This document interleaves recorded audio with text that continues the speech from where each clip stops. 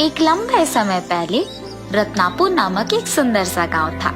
उस गांव में सुरेश और ललिता नामक पति पत्नी एक बड़े घर में रहते थे। सुरेश बहुत ही अमीर और नेक इंसान था, लेकिन उसकी बीवी बहुत लालची थी। वो सुरेश को हमेशा खेती करने के लिए कहती थी। इसी कारण वो हर साल खेती करता था। सुनिए, आप इस साल हमारे खेत के साथ ही मेरे माँ के खेत में भी फसल उगाएंगे, तब हमें दुगना पैसा मिलेगा और दुगना लाभ भी होगा। हमारे खेत में फसल उगाना काफी है ना, अब उसके माँ के भी खेत में उगाने की क्या जरूरत है। हमेशा कुछ ना कुछ कहती है। ठीक है ललिता, ये कह के वहां से चले जाता है। इस बार अगर मेरे पति मेरे माँ के खेत में भी फसल उगाएंगे तो बहुत सारा पैसा मिलेगा। हाँ, ऐसे ही वो हमेशा पैसों के बारे में सोचती रहती थी और अपने पति को भी ज्यादा ध्यान ही नहीं देती थी। कुछ दिन बाद सुरेश के फसल उगाने पर 500 अनाज के बोरी आते हैं और सुरेश उस सारे अनाज को घर के एक बड़े कमरे में लगवाता है। ललिता, ललिता। हाँ जी, आई।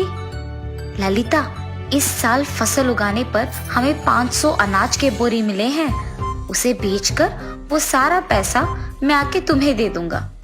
हाँ ठीक है जी।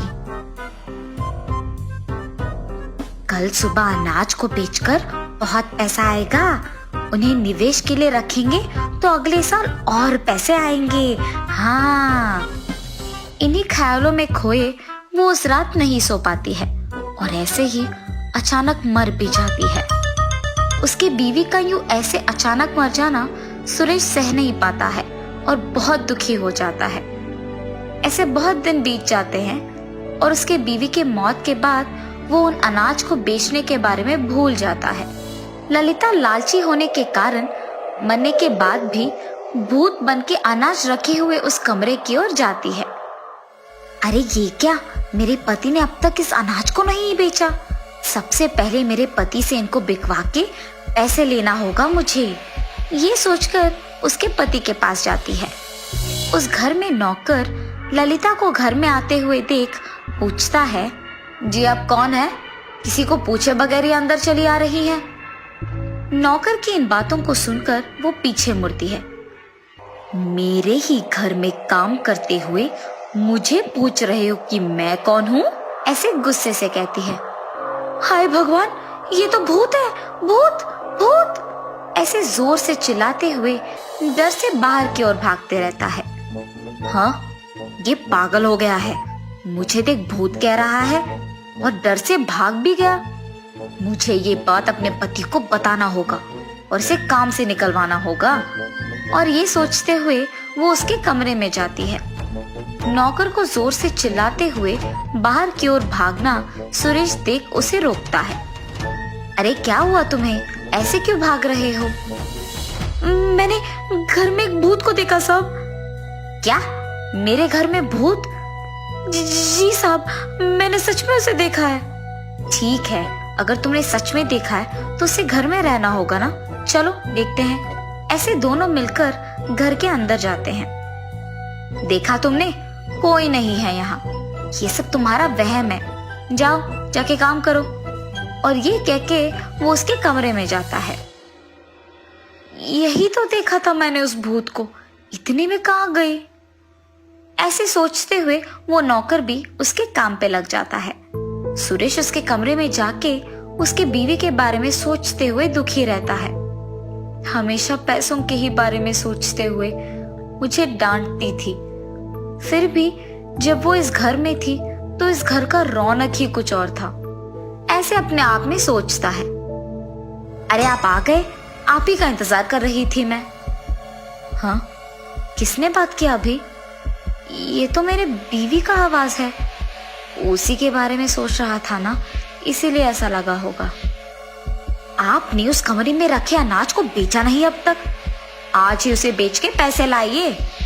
बातें सुनाई देने पर वो मुड़ के देखता है और वहां एक भूत को देख, भूत भूत बचाओ, ऐसे वो जोर से आंखें बंद करके चिल्लाता है। हाँ, क्यों सभी मुझे देखते ही ऐसे डर के चिल्ला रहे हैं और मुझे भूत कह रहे हैं? मुझे जानना ही होगा। ये कह के वहां से चली जाती है। सुरेश जब आंखें खोलता है तो वहां कोई ना होने पर वो चौंक जाता है। यही तो मैंने एक भूत को देखा, कहाँ गई होगी? शायद ये सब मेरा वहम है। उस नौकर की बातें सुनकर अब मुझे भी ऐसे लगने लगा है। सुरेश उसको दिखे हुए भूत के बारे में सोचता है।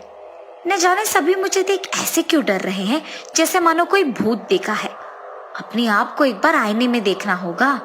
और उसके बाद वो अपने आप को देखने एक आईना के सामने जाती है और डर जाती है।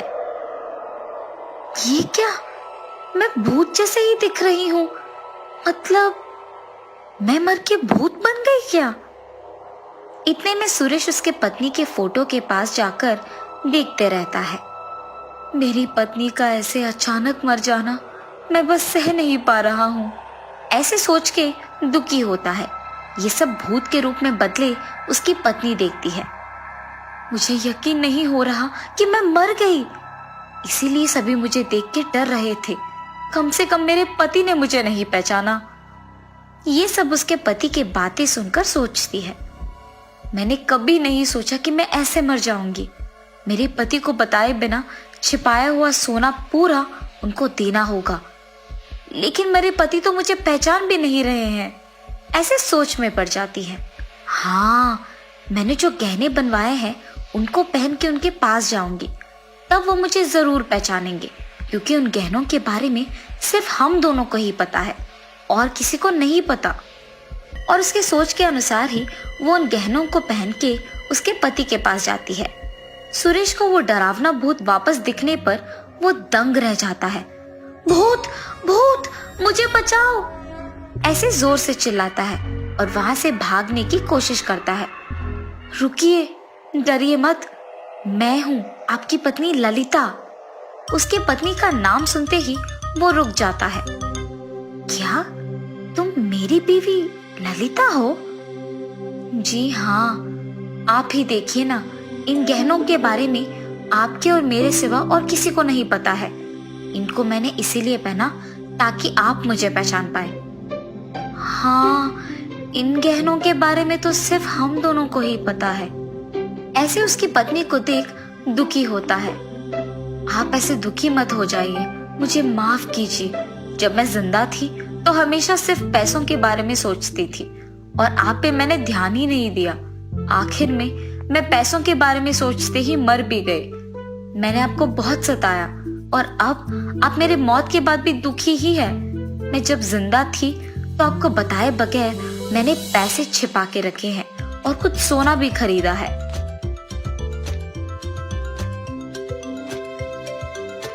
ये कहते हुए उसके पति को वो सब दे देती है।